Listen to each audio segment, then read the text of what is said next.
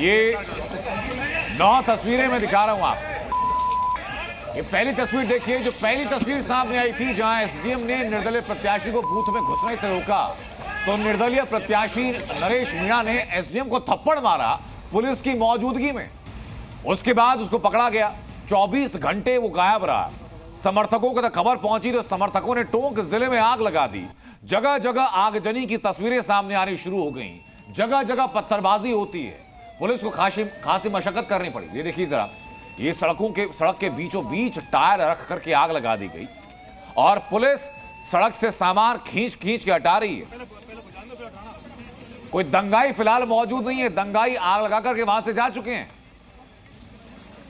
लेकिन ये रास्ते को ऐसे बाधित किया गया। और सोचिए कि ये सड़क के बीच की घटना है जहां नरेश मीणा के जो समर्थक हैं वो टायर लेकर के सड़क के बीच रखते हैं और उसके बाद उसमें आग लगा देते हैं। ये पुलिस की वैन आप देख रहे हैं। पुलिस पूरी गार्डेड होकर जा रही है। दंगा नियंत्रण वाहक वहां पर खड़ा हुआ है। जैकेट पुलिस ने पहनी है, सर पे हेलमेट लगा है, जाली वाले हेलमेट पहने हैं, हाथ में टीयर गैस की गोली छोड़ने वाली बंदूक है।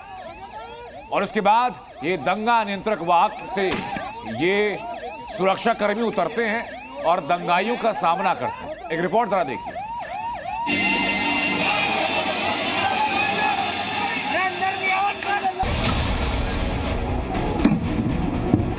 एक थप्पड़ जिसने राजस्थान में लॉ एंड ऑर्डर की पोल खोल कर रख दी। दरअसल ये थप्पड़ पड़ा भले ही एसडीएम के गालों पर था, लेकिन ये तमाचा है सिस्टम पर, लॉ एंड ऑर्डर पर, कानून व्यवस्था पर, सरकारी अधिकारियों पर, क्योंकि सुबह से पूरा टोंक हिंसा की आग में जल रहा है। एक निर्दलीय उम्मीदवार के दुस्साहस से पूरा सिस्टम बेपटरी है। टोंक में अराजकता का आलम है। पहले निर्दलीय उम्मीदवार नरेश मीणा एसडीएम को थप्पड़ मारता है, उसके 24 घंटे तक गायब रहता है। पुलिस उसे गिरफ्तार करती है तो समर्थक बवाल मचाते हैं।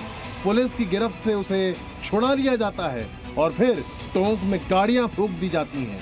सड़क पर आगजनी होती है, उपद्रव मचाया जाता है। टोंक की सड़कों पर धुएं का गुबार उठता रहा।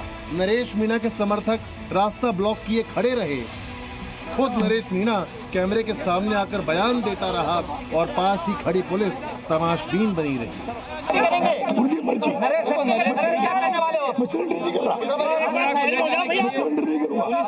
हालांकि इसके फौरन बाद नरेश मीणा को पुलिस ने गिरफ्तार कर लिया। नरेश मीणा के कई समर्थकों को भी गिरफ्तार किया गया। देखिए, उसको समझाइश की गई कि कानून हाथ में ना ले और अपने आप को समर्पित कर दे। और इनिशियली वो मूड में नहीं थे, लेकिन पुलिस की तैयारी को देखते हुए उनको झुकना पड़ा। इससे पहले नरेश मीणा के समर्थकों ने पूरी रात जमकर उत्पात मचाया, गाड़ियों में आग लगाई, पुलिस की जीप को खेतों में खड़ा कर फूंक दिया। कई घरों में भी आगजनी की गई। टोंक के इस इलाके में पुलिस पूरी रात दबिश देती रही। कई लोगों को गिरफ्तार भी किया गया। रात भर टोंक के देवली उनियारा में क्या हुआ उसकी गवाही सुबह आई ये तस्वीरें बनी। सड़कों पर खड़ी गाड़ियां कबाड़ बन चुकी थी। मैं तस्वीर दिखाऊं तो ये देखिए, जो यहाँ पर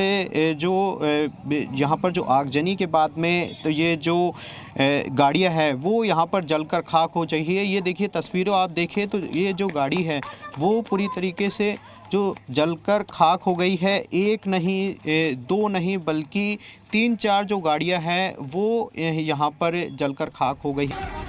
लोगों का कहना है कि पूरी रात घरों में घुसकर महिलाओं और बच्चों तक को पीटा गया। कई बच्चे अब भी गायब हैं जिनकी कोई जानकारी नहीं है। जानों को मार रहे थे, गाड़ियां जला रहे थे, बहुत हंगामा हुआ था यहाँ पे। अच्छा। लेडीजों का भी बहुत दी मारा पीटा। किसी के कोई घायल वगैरह हुआ इसमें? घायल भी हुए थे बहुत। छोटे छोटे बच्चे तालाब में भाग गए जो अभी तक लापता है, मिल नहीं रहे। अच्छा। कौन, किसी ने पुलिस को ये आपसे भी आप भी को भी चोट आई है क्या? मारे हमको तो, देखो सबको मार दिया। आप की चोटें लगी है क्या? चोटें लगी, ये देखो ना, ये खून नहीं कर रहा है। अब इस पूरे इलाके में पुलिस पेट्रोलिंग कर रही है। हिंसा करने वालों को गिरफ्तार करने के लिए दबिश दी जा रही है। वहीं इस पूरे मामले पर सियासी बयानबाजी भी शुरू हो गई है। कांग्रेस का कहना है कि राजस्थान में पुलिस का इकबाल खत्म हो चुका है, लॉ एंड ऑर्डर ठप पड़ चुका है। जो लेवल के अधिकारी को आप थप्पड़ लगाए कोई व्यक्ति, ये स्थिति बनी क्यों और इतनी हिम्मत क्यों हुई किसी की? तो कहाँ सरकार का इकबाल है? हम बार बार सरकार कहते हैं आप गुड गवर्नेंस दो, पूरी प्रदेश की जनता का भला हो। तो वहीं दूसरी तरफ बीजेपी का कहना है कि नरेश मीणा को अपनी बात लोकतांत्रिक तरीके से रखनी चाहिए, हिंसा के जरिए विरोध का तरीका गलत है। लोकतंत्र और राजनीति में इस प्रकार की घटनाओं का कोई स्थान नहीं होता है।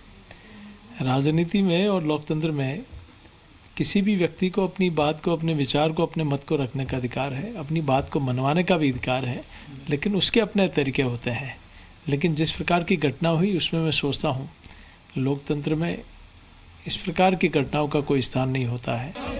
बहरहाल नरेश मीणा के खिलाफ कार्रवाई जारी है।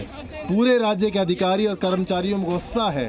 कई दफ्तरों में अधिकारियों ने आज काम करने से इनकार कर दिया। वहीं दूसरी तरफ नरेश मीणा के समर्थक अब भी सड़कों पर डटे हुए हैं।